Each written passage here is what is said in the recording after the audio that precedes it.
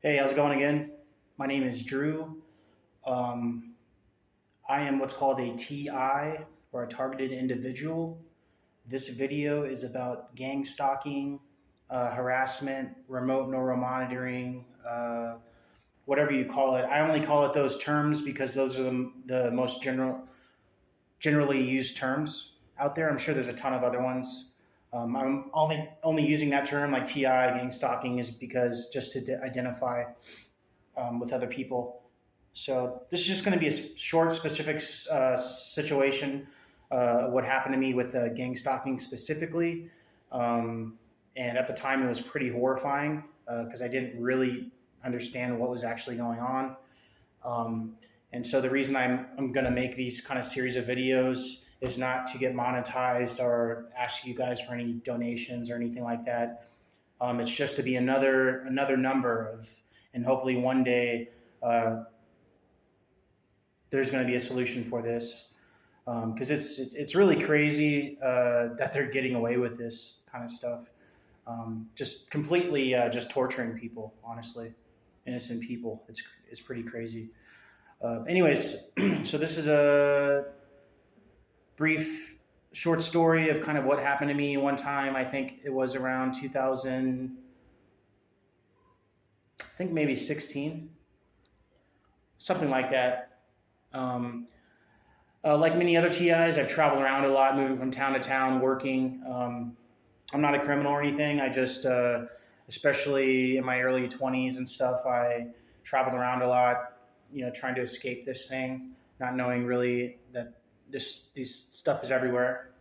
Um, this program has legs, and it doesn't really matter where you go. You can probably go to a different country or something and be in a hut, and then they would find a way to fuck with you there. Anyways, so I was unemployed at the time around 2016. I decided to go to Oklahoma because I don't have any kids, and why not? Just kind of check it out. Took a Greyhound down there. I went to Enid, Oklahoma, and I was staying at a homeless shelter there. Moved into a clean and sober house. Uh, the whole time in Enid, I was walking around the town. I would get honked at. I had a few jobs there. Every job that I went into, everything was good for about 2 weeks, and then that was the time frame after 2 weeks where new hires would come into the job and they would do what's called directed conversation, or indirect conversation, whatever you want to call it, where they'll kind of go beside you, or they'll mention stuff in your life, talking to another person or on the phone next to you. And so you get these new hires that would come into the job and do that kind of stuff. Also, there were lies, slander being told about me that were completely false. One of them was that I was a racist for some reason. There were people on the job that all of a sudden didn't like me, and they would say things like he's racist, stuff like that. So somebody was kind of putting that out there. I think it's like via social media or other, you get people that are in the drug world, and rumors get started there. But this was a town I'd never been into. I don't have any history with these people. So to me, it's just completely bizarre that these people would all of a sudden know me.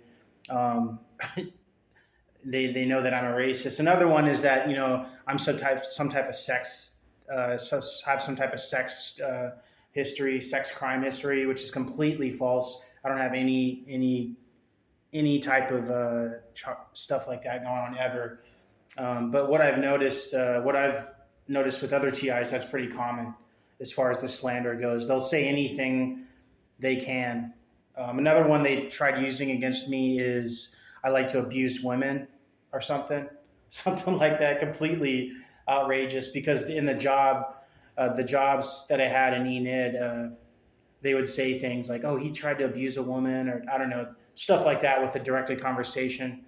So it's really bizarre. You go into a job, everything's going good. All of a sudden, it's like night and day. You go in the next day, everybody's staring at you, frowning at you, treating you bad, and it's almost like they know something about you that they were told to keep a secret.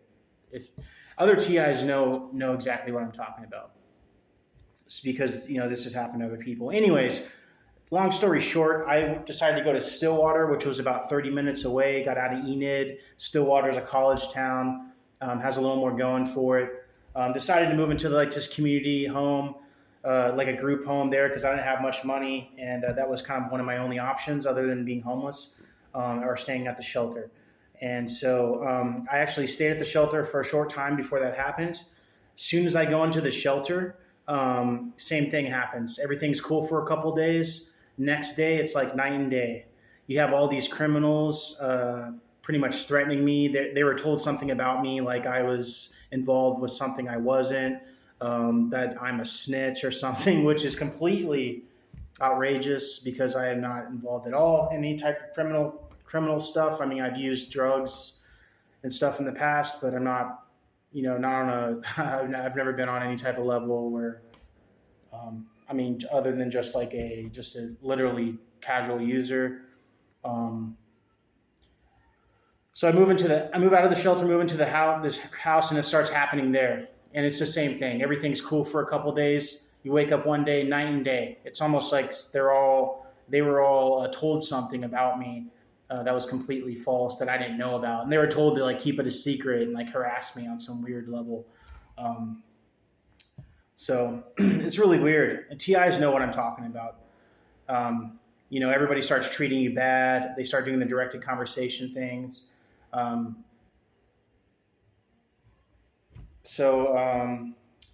think what happened is I kind of just got really paranoid, really depressed.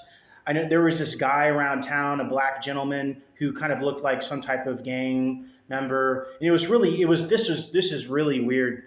This is really weird what happened to me. I actually was leaving the library. I think I was downtown walking past the city jail, and I saw that guy getting released, or he was getting took out back, and he was staring at me the whole time. The same guy, the guy that had been following me around town. This was before he started following me. And I was like, "What? Why is that guy staring at me?" I mean, he was like in cuffs, and the police officer was escorting him out somewhere, like outside somewhere. And he was like really staring at me. You could tell he was staring at me, and he kind of mean mugging me. And I'm like, "Oh, that's weird. It's almost like that guy knows me or something." Or it's almost like the cops brought him out. They knew that I was walking in that direction, and they brought him out just to kind of intimidate me. It was really weird. I mean, just the timing and infrastructure that goes into this stalking is completely bizarre. I mean, you got to think these people have somebody else they could be messing with. I mean, people that are actually doing crimes or something. I mean, it's just really bizarre. I don't know how it happens, but they go out of their way. I mean, you got to think the timing and everything that would go into this. Anyways, so I go around the town. And I see the same guy that apparently got released or something from jail, and he's at the library. I go at the library and I notice the same guy, and I'm like, man, what the hell? And I'm just like on the computer doing normal stuff, checking my email, whatnot, stuff like this. Here's the guy. He's like staring at me, just really, really in a weird, dubious kind of weird way. I mean, he's going out of his way to let me know that he's looking at me. You know what I mean? Kind of stuff. And I'd come into contact with him walking around the town, and he always asked me, "Hey, what time is it?" That's another one of the things. Hey, you know what time it is? You know what time it is? And he said that at first when he said it, I was just thinking he was a guy he was that guy that I keep on running into for some reason, asking me what time it is. But when it starts happening 2, 3, 4, 5 times in multiple different places, then you're like, wait a minute.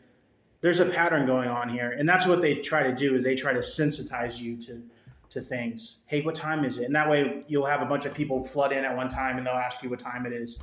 And I forgot the actual psychology behind it, but it's some type of technique, and there's no way you could prove it, because what are you going to do? Call up your family or friends and be like, hey, there's people asking me what time it is. They're going to think you're completely crazy. They're going to be like, yeah, there's people asking you what time it is. And so that's what this whole program is designed to do, is to make you look insane or crazy. But they know what they're doing. Anyways, long story short, I decided to move out of town again.